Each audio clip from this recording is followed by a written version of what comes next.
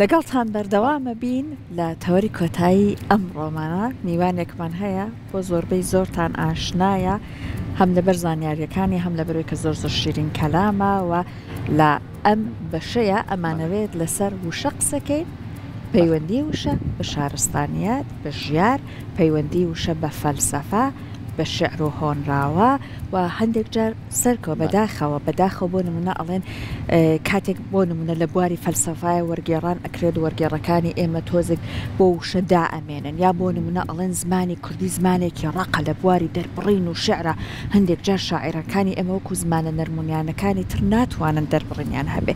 جا ئەمڕۆ دکتۆر پرۆفسۆر دکتۆر دانا ئەحمەد مامۆستای زانکۆ وەڵامی ئەمانە ئاتەوە کە ئایا بەڕاستی وایە یان لانە کەسەکان باش لە زمانی کوردی تێنەگەیشتن بۆیە ئەمانە ئاڵێن کاتە دکتۆر زۆر بەخێربێ سپاس ڕۆژێکی خۆش بۆ بەڕێز بیرمانە کردی دکتۆر هەمیشە بیرشتەکەی سپاسانەکەمەوە لوتفی خۆتانە و سپاسانەکەم و لە خزمەتانم هەر وەختێک منتان پێویست بێت لە خزمەتان یخوا بەخێری دکتۆر ماشەڵڵا زۆر فەرقی کردووە لە شولارت هەر زۆر ڕێکتر بووە گەنجتر بووی هزار ماشەڵڵا و لێبێ ڕۆژێکە گەرمەجار بوو لەسەرەوە نهێنیەکەی مامەوە باسکێ بەڵام بایسە کات لە دەست نەیە هەر لەمەوە دەست پێ بکەین کە بێگومان ژیار شارستانیت بابەتێکی زۆر گرینگە ئەوەی کە مرۆڤ چۆن ئیتر دێتە بوارەکەەوە و دەستەکا بەوەی کە شارستانیت لە ژیانیان ڕنگ باتەوە بێگومان بۆ ئەمە پێویستی بە وشابێ جا بە ڕێزت پێمان بڵێ وشە ئەم دوانە چ پەیوەندێکەنەیە وێڵ دیۆراند کە سەربوردەی حەزارەتی ئینسانی ئەگەڕێتەوە بە 6 بەرجی گەورە و ناوی ئەنێت چیرۆکی شارستانیت لە پێشەکی یەکێ لە کتێبەکان یا باز لەوە کە ئەڵێ یۆنان بۆیە بەلانکی حەزارەتی ئینسانی دانرێ لەبەرەوەی کە خەریتە یۆنان وەکو پەنجەی ئینسان وایە وەکو دەستی ئینسان وایە بڵێن چۆن لە نێوان پەنجەکانە بۆشایی هەیە ئەڵێ لە نێوان وشکاییەکانە تەڕایی هەیە یعنی بەحر هەیە ئەڵێ لە ئەنجامی ئەوە کە بەلەم و چوزانم کەشتەکان هاتوون و لەنگەریان گرتووە لەوێ و ئاڵوگۆڕێکی تیجاری گەورە بووە لە نێوان مرۆڤەکانە لە سەرزەویە لەو شوێنەی کە پێی ئەوترێ یۆنان پێی ئەوترێ ئەثینا ئەمە کارێکی وای کردووە کە ئیحتیکاک و بەریەکەوتن لە نێوان ئینسانەکانە ڕووبدا ئەوە یەک دوو ئەم بەریەکەوتنە بێگومان لە ڕێی زمانەوە بووە سێ ئەی چی گواستراوەتەوە بۆ یەکتی بیرۆکە گواستراوەتەوە زانیاری گواستراوەتەوە معریفە گواستراوەتەوە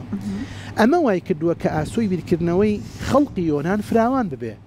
سوقرات لە یۆنان بوو پێش سوقراتیش طبعاً ئایۆنەکانمان هەیە و فەلسەفەمان هەیە و دوای ئەفلاتون لە یۆنان بوو دوای ئەرستۆ لە یۆنان بوو کە من ئەمێ باسی بکەم دوایی باشە و سەربوردەی فەلسەفەی ئینسانی لانکەی فەلسەفەی ئینسانی ڕاستە لە هەند سنسکریتی و مجموعەیەکمان هەبووە مەسەڵەن لە میسڕەکانەمان بووە لە بابل هەمان بووە بەینەما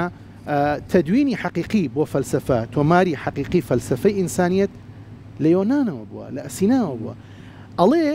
یۆڵدیۆرانت ئەڵێ هۆکاری سەرەکی ئەمە ئەو بەریەککەوتنە بووە کە لە نێوان ئینسانە هەبووە کەواتە حەزارەت لەگەڵ زمان پەیوەندی چییە؟ پەیوەندی بەریەککەوتنی هەیە نزیکبوونەوەی بیرۆکەکانی هەیە گەیاندنی بیرۆکەکانی هەیە بە یەکتر هەموو ئەمانە بە چی گزارشتی لێ ئەکرێ بە زمان بیرمان نەچێ کە ئەڵێن حەزارەت کە ئەڵێن شارستانیەتی ئاکامی نەوەیەک نییە ئاکامی مرۆڤێک نییە ئاکامی ڕووداوێک نییە ئەی ئاکامی چییە؟ ئاکامی نەوەیەک لە دوایەکەکانە ئاکامی ئەوەیە کە نەوەی پێشبن چیان کردووە و تەواویان نەکردووە ئێمە بۆیان تەواو بکەین ئەنجا شتێکی کە زۆر گرنگە کە ئەمە ڕەنگە بەداخەوە لەسەر هەندێک جمگەی ئێمە پراکتیزە ببێ ئەویش ئەوەیە خۆمەرجنیەنەوەکەی پێش ئێمە لە ئێمە دواکەوتوتر بوو بێ نەوەی پێش ئێمە بە قۆناغی خۆیە پێورێ ئێمەش بە قۆناغی خۆمانە پێورین ئەزانی ئەنجا ڕەنگە بەپێی ئەو قۆناغەینەوەکانی پێش ئێمە شارەزاتر بوو بێتن لە ئێمە من نمونێکتان بێنەوە لە ساڵی 1970 نهایەتی 1970 ئێمە کۆڕی زانیاری کوردمانە بوو باشە کۆڕی زانیاری کورد ئیشی چی بووە گۆڤارێکیان هەبوو طبعاً جگە لە کتێب گۆڤارێکیان هەبوو بە ناوی کۆڕی زانیاری کورد بەشی کۆتایی ئەم گۆڤارە تەخسیس کراوە بۆچی تایبەت کراوە بەچی بە لیژنەی زمانەوانی هەموو عەدەدێک هەموو ژمارەیەک ئەم لیژنەیە کۆبوونەتەوە بڕیاریان لەسەر هەندێک زاراوەی زمانەکانی ترداوە کە چۆن بێتە ناو زمانی کوردیەوە بی کوردێرن وە کوردانویانە ئەمە ساڵی چەند؟ ئەمە ساڵی 1970 هەتا 1970 هەموو عەدەدێکی خۆزگە هەندێک کەدێکم بێنایە لەگەڵ دەستی خۆمان هەموو ژمارەیەکی کۆڕی زانیاری کورد لیژنەی زمانەوانی دانیشتون و کۆمەڵێ زاراویان لە زمانی ئینگلیزی فارسی عەرەبی هێناوە و ئەمانەیان کوردانووە ئەزانی بۆ چونکە بەشێکی گەورە لە دروستکردنی دیواری حەزارەتی هەر میلەتێک هەر گەلێک هەر نەتەوەیەک بریتە لە چی بریتە لەو زمانەی کە گزارشتی پێکە ئایا ئەو زمانە توانای گزارشکردنی لە هەموو بیرۆکەکانەیە ئایا ئەو زمانە توانای گزارشکردنی لە هەموو ئەو داهێنانە هەیە کە مرۆڤێکە لە هەموو ئەو مەتریاڵانە هەیە کە ئەبنە هۆی با بڵێ بوونەتە هۆی ئەوەی کە مرۆڤ بەکاریان بێنێ و پێشکەوێ پێیان ئایا ئەو زمانەی تۆ تا چەندێ حەزاریە ئابەوە پێورێ بۆیە فەیلسوفەکان لە کۆنەوە کە باز لە حەزارەتی مرۆڤ ئەکەن و باز لە پەیوەندی نێوان زمان و شارستانیەتی مرۆڤ ئەکەن ئەڵێن زمانی هەموو نەتەوەیەک لە ڕووی حەزارەوە لەسەر دوو ئاست پێشەکەوێت ئاستی یەکەم تایبەتە ئاستی دووەم گشتیە ئاستی تایبەت چییە؟ ئاستی تایبەت ئەوەیە ئەو زاراوەیە ئەو داتاشراوانەی کە لە ناو زمانەکەیە ئەفرێنراوە و ئەفرێنرێ لێکسیکۆلۆجی ئەو میلەتە تا چەند پێشکەوتووە یعنی فەرهەنگناسی لای ئەو میلەتە چەند پێشکەوتووە فەرهەنگ لای ئەو میلەتە چەند چۆتە پێشێ وشە لای ئەو میلەتە چەند چۆتە پێشێ چەند داهێنراوە لە هەموو بوارەکانی شەها لە بواری فەلسەفە لە بواری فکرە لە بواری زانستەکانە هەتا بواری جنێودان هەتا بواری هەجووکردن و هێرشکردن و داشۆرین هەموو یەکرێتەوە ساڵانە بۆ نمونە میلەتێکی وەکو ئەڵمانیا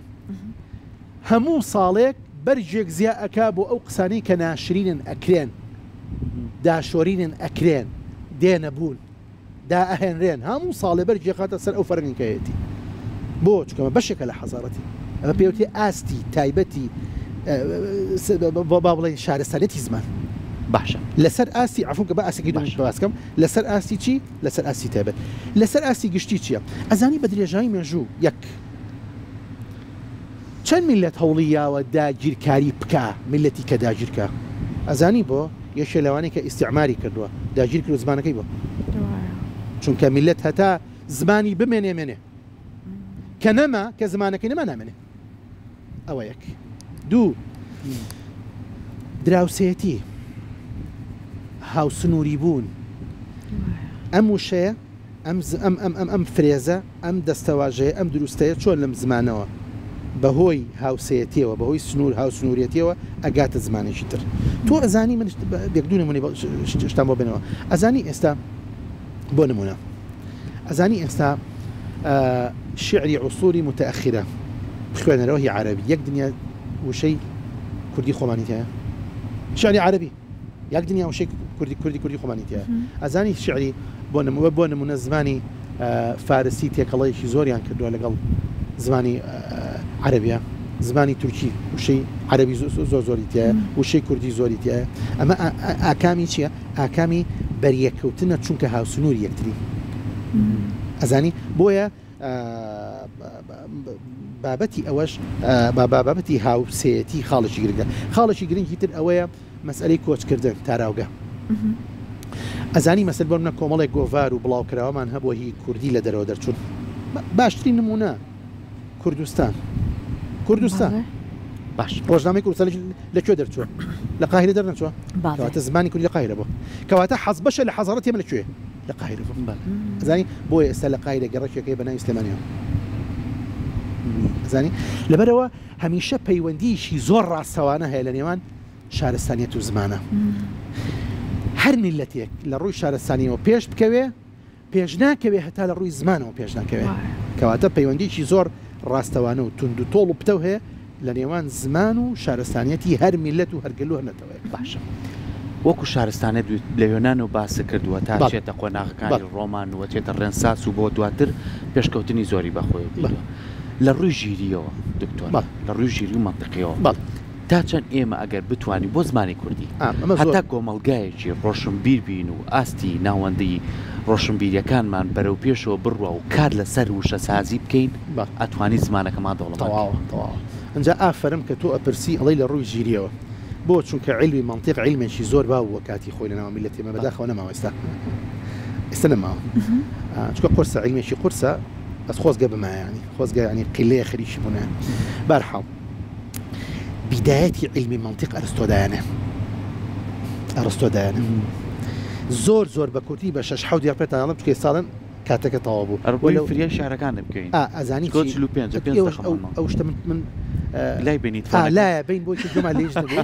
دکتۆر کێشەکە ئەوەیە ئیتر چێتە بەشەکانی تری بەرنامە ئێبانە چییە سێرکە زۆر بە کورتی علمی منطق ئەرستۆ ئەڵێ یەکەم شتێک هەیە پێوتێت چەمک مەفهوم ئەم چەمکە لە ناو هزری ئینسانایە لە ناو مێشتی ئینسانە چەمکە بیرۆکە مەفهومێکە مەفهوم دەربارەی شتێکی معەن باشە ئەم بیرۆکەی لەکوایە لە هزرایە تەماشاکە ئەم بیرۆکەیە ئەڵێ دێتە خوارەوە بۆ بۆ زمان یعنی زمان گزارشتی لێکە زمان گزارشتی لێکە بەم گزارشتە ئەو تێ دەربڕین باش کە گەیشتە وتن ئەرستۆ ناوی ئەنێ بە کاتیگۆری یعنی مەقولە بە عەرەبی بە کوردی ناومان ناوە گوتە زا مەقولات گاتیگۆر طبعا دەگات با بڵێن مەقولاتەیە یەکێکی عەرەزە نۆی جەوهەرە بەختی نیە باسیکە نوازی لێ بەرم باش کە تۆ عیبارەتێک گەڵی کە تۆ دەربڕینێکەکەی ڕستەیە گەڵی ئەو ڕستەیە حکمی تایە مەسەلەن بۆ نمونە من ئەڵێم ئەو کوپە شوشەیە ئەوە حکممدا بەسەر ئەو کوپەیە بەوە چیە بۆ شوشەیە ئەمە یەک دوو ئەم ڕستەیە ئەم حکمە ئەمانگەێنێ بە ئەنجامێک ئەم ئەنجامە دوو بەشە یا ئەوە تا لە گشتێەوە ئەمان با بەرەو تایبەتی ئەوە پێوتێ قیاس پێوانە یا ئەوە تا لە تایبەتەوە ئەمان با بەرەو گشتی پێوتێ ئیستیقرا پێوتێ بنکۆڵکاری طبعا ئەگەر هاتوو یعنی با بڵێن لە ڕووداوە ئەمانگەێنێ بە قانون لە ڕووداوە ئەمانگەێنێ کۆمەڵە ڕووداو بە یەکەوە قانون دروستەکرد وەنیە کۆمەڵە ڕووداو بە یەکەوە یەک ئاکامیان هەیە کەواتە بن بە قانون وەنیە ئەم قانونە ئەگەر سەلمێنرابێ بە حەقیقەت باش ئەنجا جۆر بێ باش ئەمە بە کورتی منطق ئەمەیە بە کورتی سەرکە ئەرستۆڵی ئینسان ئەتوانێت پێناسە بکە بە چێکە بە زمان ئەو یەک دوو ئەڵێ ئەتوانێت لەو پێناسەکردنە چەند شتێک بخاتە ناو وشەکانەوە چەند مەفهومی بخاتە ناو وشەکانەوە بۆ نمونە تۆڵی هەرچی شل بوو پاک بوو بێڕەنگ بوو ئاوە باشە بەم پێناسەیە کۆمەڵێک شلە هێناتە ناوە جارێت چوزانم کۆمەڵێکی دێناوە نیە دوایی لەمانە کۆمەڵێکت دەرکرد بۆ نمە شیرت دەرکرد وانە ماستاوت دەرکرد وانە شروبت دەرکرد کۆمەڵێکت دەرکرد یەکێک دەشتۆ پێوتێکی پێوتێ ئەرستۆ ئەڵێ تاالەمە ئینسان بتوانێت ئەم پێناسەیە بکە بە چێکە بە زمانێکە کەواتە زمانەکەی تۆ لۆجیکی نەبێ ناتوانێت کۆمەڵەشت بخاتە ناو پێناسەکەەوە یا شتێکی تایبەت بخاتە پێناسەکەەوە و کۆمەڵەشتیش دەرکا کە دەرودراوسی و وەک ئەووان شلن بەڵێ شیری شلە وانە ئاوی شلە بەینەما ئاو بێ ڕەنگە شیڕەنگی هەیە تەواوە کەواتە پێناسەکردن ئەرستۆڵە گرنگی پێناسەکردن ئەمەیە ئەڵێ تۆ چۆن ئەتوانی کۆمەڵەشت بخەیتە ناو پێناسەکەتەوە مەفهومێ بخەیتە ناو مەفهومێ بگەیەنی بە پێناسەکەت ئەبێ سنوورێکیشت هەبێ کۆمەڵەشت بخەیتە دەرەوەی ئەو سنووری پێناسەکردنەی خۆت باشە نقطەیەکی تر کاکی خۆم ئەڵێ مرۆڤ چێژ لە زانی نەبینێ ئەڵێ کە شتێکە بینێ ئەرستۆڵە ئینسان چێژی لێ بینێ وە زیاتر باسی چاوەکە بە معلوماتان ئەوەندەی باسی چاوکە باسی جۆ هەستەکانی کەناکە ئەڵێ بە چاو ئینسان کە شتێکە بینێ کە شتێک درک پێەکە چێژی لێ ئەبینێ کەواتە ئینسان چێژ لە معریفە دەبینێ لە زانی نەبینێ ئەی ئەو معریفەتەی چۆن پێ ئەگا ئەی ئەو معریفەتە چۆن ئەگەیەنێ بە زمان کەواتە ئەساسی دامەزراندنی لۆجیک لە لای ئینسان بریتە لە چی؟ بریتە لە زمان ئەساسی گزارشکردن لە لۆجیک بریتە لە زمان ئەساسی دامەزراندنی کاتیگۆریەکان لە مەفهومەوە لە چەمکەوە بۆ گزارشکردن بە زمانەکرێت ئەوەیە پەیوەندی پتە و گرنگی نێوان لۆجیک و زمان لۆجیک علمی منطق لەگەڵ زمانە ئەمەیە مەفهوم لە ناو هزرایە چۆن ئەبێ بە تعبیری لێ ئەەکەی بە چی بە زمان ئەبێ بە مەقولە ئەو ئەنجا ئەگوازێتەوە بێ بە حکمەکە ئەبێ بە ئەنجام نەتیجەکە ئەبێ بە قیاسەکە ئەبێ بە ئیستقرا ئەنجا ڕوودا و ڕووداوەکە تعبیری لێکرێن جەوێ بە قانونەکە ئەسەلمێنێن جەوێ بە حقیقەت ئێژیانەوەیە هەموو ژیانەوەی زانی لەبەرەوە پەیوەندێکی زۆر توند و تۆڵ هەیە پەیوەندێکی زۆر پتە هەیە لە نێوان منطق لۆجیک و لە نێوان زمانە زۆر باش جا پەلەپەلتانە نەزانم لەبەر تۆ کاتیان وەرگرتووە وەڵڵا ماڵتان ئەوە پێنج کەش وەرگرت دکتۆر ئێستا یەکی دوو شاریشت ئامادە کردووە ئەنجا ئەمە خاڵی سێهەمە خاڵی سێم ئەوەیە کە ئێمە چۆن بزانین پەیوەندی لە نێوان شیعر و زمانە هەیە باش بەچی پێمان جەک دەریدا قسەیەکی هەیەوەندە جوانە ئەڵێ ئەگەر ئێمە بمانەوێت توانای زمان کەشفکردنەوە بە شعر کەشفکەین ئێمە نازانین زمانینی لە تێچەند پێشکەوتووە هەتا ئەو زمانە بەکارنێ لە شعرە کە لە شعرە بەکار هات ئەنجا زانین ئەو زمانە بەکارهێنانی تا چ مستەوایەک بە بەرزێڕوە کێرڤەکەی چەند بەرزە بێتەوە هەتا زمان بەکار زیاتر توانای بەکارهێنانی لە ناو شعرە هەبێ ئەوەندە زیاتر زمانێکی پێشکەوتووە باشە گوێ بگرن خۆزگە منجا لە وایە باسی گەورەی مەولەوی بۆ بکردنایەکە بەڕەحمەت بێشەم هەمووی خاڵ باسیەکە باسی فەرقی بینی ئەو متەنەبیەکە باسی فەرقی ئەو بینی ئەو بەیتوشیەکە واز بێنن قەینا باسی ناکەم کاک باساک بەرنامەیەکمان بە تایبەت دانێ بۆ مەولەوی ئێستا چیتان بۆ بازەکەم ئێستا یەک دوو بەیتی مەولەویتان بۆ بازەکەم بەس مەجالم بنێت خوا باش شەرحیتان تا 55 بەو خوایە حەزەکەم پێتان بڵێم لەناو ئەم میلەتە عفو بەس میلەتی کوردی لەناو ئەم بەشەریەتەیە دووبارە بوونەوەی مەولەوی کەمە بەو خوایە ئەوە سوێنم خوارد ئەوەندە فەیلسوفێکی گەورە بووە ئەوەندە شاعیرێکی ناسک خەیاڵ بووە کە ئەوترێ مەولەوی پێ ئەوترێ پێغەمەری شاعیران وانە پێنج شعریەی خۆی ینی کە پێشتر باز نەکراوە اقتیباسی نەکردووە مەولەوی هەزاران شعری وای هەیە کە کەس ئەو بیرۆکەی کەس پێشەوە باز نەکردووە یەکێک لەوانە ئەمەیە ئەڵێ باڵەخانەی چەم دیوانەکەی تۆن بانە ناوە خاک ئاسانەکەی تۆن تکەش عاجز کرد خەیاڵت تێژدا ئازیز بۆ جارێ پا بنێ پێشدا گوێ بگرە یەک شعری نالیشمان ماوە دوو بەیتاویش ئەگەر فریاکەوتین تخوا جۆم بۆ بگرن تا ئێوە تێنەکە خەڵک تێناگە جۆمان لێت ئێستا من دانیشتم لێرە بەڵێ کە من تەماشای تۆکەم ئەین تۆش فەرقی نییە کە تەماشای تۆکەم تۆ ئەگەر ورد بیتەوە لە بیلبلەی چاوی من چێبیری خۆ دەبینیتە بەڵێ خۆ وایە ئێستا من تەماشای ئەمە بکەم تۆ سەری ناو چاوی من کە ڕسمیەوە بینی کەواتە ئینسان تەماشای هەرچێکی کرد ئەو سوورەت وێنەی ئەو شتە نەقشە بێستێ لە ناو چاویە لە ناو بیلبلەی چاویە طبعا ئەمە کامێرەیە ڕستمێگری نێرە بۆ مشکی خوێنێتەوە ئەمە چوزانینەوە کوپەوە کاکە سەرکۆیەوە توی ئەوە فڵان کەسە تێگەشتی چۆنە باش مەولەوی بەرامبەر بە مەعشوقەکەی وەستاوە کەواتە کە تەماشای ئەکا ڕسمی مەعشوقەکەی لە ناو چاویە هەیە یان نییە باش چۆن وەستاوە ڕێک ئەم تەماشایەکە کەواتە لە نیهایەتی چاویە قاچەکانی مەعشوقەکەیەتی تۆ تخوا گوێ بگرە تەماشایەکە ئەو بەرامبەری وەستاوە باشە نیهایەتی چاوی ئەم کوێ ئەوەکە قاچەکانی ئەوەکەوانە ئەی فرمێسک لە چاوی ئینسان کە هێتە خوارەوە لە کوێتە خوارەوە هەر لە خوارەوە نییە کەواتە لە مستەوای قاچەکانی ئەوە ناو چاویە باش ئەڵێ چی ئەڵێ سرم باڵەخانەیە بۆ جستە چاوم دیوەخانە بۆ تۆی تیا دانیشتووی تۆ کە بەرامبەرم وەستاوی لاو چاومای چاوم دیوەخانی تۆیە ڕاستە تۆ لە بیای بەڵام وێنەکەت لەکوایە لە ناو چاوی منە باش منیش ئەگریم چکە بە تۆ ناگەم من توانای گەیشتنم بە تۆ نییە بەرامبەر مۆستاوی بە بەرەوە ئەگریم گریان شێتی کردوم فرمێسک لە چاوێتە خوارەوە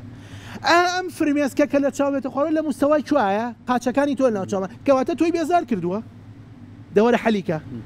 چۆن حەلیەکەی ئەڵێ وەرە پێشەوە قاچێ بنێ بە چاومە فرمێسکە کێوەستێ ئەوە مهم نییە ئەمە مهمە ئەڵێ وەصلی جەستەی چاومەکا بە تۆ وەصلی جەستەی منە بێ بە پێیەکانی تۆ لەوە خۆشتر من بۆ وەصلی تۆ ئەگریم من بۆ گەیشتن بە تۆ ئەگریم ئێ باش شوێنی تۆ لە ناو چاومایە من فرمێسک بە چاومایەتە خوارەوە تۆی بێزار کردووە قاچەکانی تۆی بێزارەوە دەوەرە پێشەوە وەرە پێ بنێ بەو چاومە کوێریکە با ئیتر فرمێسکی لێنەیە بەڵام ئەمە مهم نییە ئەمە مهمە ئەڵێ کە تۆ قاجەنەی بە چاومە کەواتە پێستی قاچی تۆ لەگەڵ پێستی چاوی بن ناو دەمو چاوی بنێت ئەدێ لێکتری وەنیە وەصل ڕوو ئەیانە ئەڵێەوە بەهشتی منە تخوا چیە ماڵێ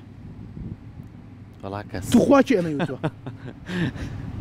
دکتۆر واد لێ کردین ئەمەنە بە جوۆرە هێشتا نەگەیشتۆ کاکە وەڵای ئەمێت ساعتیش کەش باسی ئەمە بکەم بۆ زۆر مهمە کاکە ئەوەی ناریش باسکەم کاتەکەمان کە لە بەرەوەی ئەی بڕن بەخشەکەمان باشە پێتان ئەڵێم بەس پێتان ئەڵێم باسی چیەکە باب یعنی چی باب بە کوردی یعنی بە عەرەبی یعنی دەرگاوانی بە کوردی یعنی چی باب باوک ئەوایە وانە حەبیبە باوکی مردووە حەبیبە باوکی مردووە شعرێکی بۆ نووسێ بۆ وێنێرێ باشە دوو حاڵەتە دکتۆر وەڵڵا هەر بیخوێنەوە بەس بە خێرایی دوو حاڵەتە گوێ بگرە دوو حاڵەتە یا حەبیبە کە شعرەکە ئەبینێ باسی ئەوە کە ئەڵێ باوکە مردووە دەرگا بوو کرایەوە بۆ ئێمەیتر هاتوو چۆکەم یەم بۆ لاتزوو بەیەکەگەی باش ئەگەر حەبیبە بەمە تووڕە بوو ئەڵێ با بەمبەستم تۆ نییە با بیعنی دەرگا ئەگەر پێشی خۆش وەڵێ باوکتەوە ئەو بە بەمبەستم باوکتە تێگەشتی بیخەنەوە شعرەکە خێرایی دکتۆر ئەڵێ بەس گریە بکە بۆ پدەر و بابی حیجابت بەس بگری بۆ باوکت و بە پدرعنی باوک وانێ بە فارسی ئا پدەر و ئێ بابی حیجابت بابت باوکی کە بۆ بە ڕێگر لە بینی من و تۆیە ئەمە معنای یەکەم معنای دووەم ئەو باب لە ماڵە تۆ دوێ شتە ژوورەوە نابێت دەرگاکە بکەیتەوە یەکەواتە دەرگاکە ڕێگرە ئەگەر تووڕە بوو ئەڵێ بەسن دەرگاکەیە ئەگەر توو ڕۆژنە بڵێ باوکت بێبابی تۆ موریسە بۆ وەصل و ملاقات ئەڵێ کە تۆ باوکە مردووە براکان و خوشکەکانە هەر کەسە وەرەسەی خۆی بردووانە ئێ وەرەسەی منیش لە باوکی تۆ تۆی دەوەرە ئەزانی بێبابی تۆ بۆ من و تۆ بابی فتوحە بێبابی تۆ خواستەی من بوو بە ئاوات بێبابی مرادی من و تۆ بوو بە تەمەنا بێبابی دوعای من و تۆ بوو بە مناجات ئەو بابە کە فتح و زەفەری قەلعەیە قەلعی با قەلعی بکە زەلزەلەی هازیمی لەسەر ئەڵێ ئەو بابەی کە ڕێگر بوو ئەو باوکە کە ڕێگر بوو لە بینی من تۆیە با هازیم اللەزات بێ هازیم اللەزات هادیم اللەزاتی عەرەبیە یعنی مردن ئەڵێ با مردن بێ بی با ئەو ڕێگریە نەمێنێ من و تۆ هاتو چۆ بکەیت ئەگەر توو ڕەش بوو ئەڵێ با بەس دەرگاکەی ئەڵەم دەری بێنە لە قەلعەکە و لە قەڵاکە دەری بێن و من ئێمە ناو قەڵاکەی تۆ دەستە خۆش دەستەکانە خۆش بێ مەجالی نادە کاتەکەم دەستە خۆش بێ